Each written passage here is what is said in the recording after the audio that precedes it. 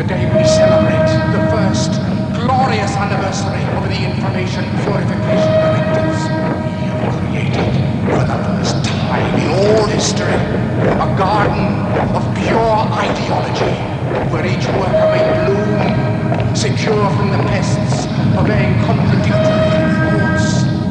Our unification of thoughts is more powerful a weapon than any fleet or army on earth. We are one people, with one will, one resolve, one cause.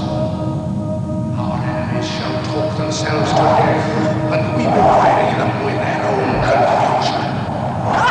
We shall prevail. On January 24th, Apple Computer will introduce Macintosh.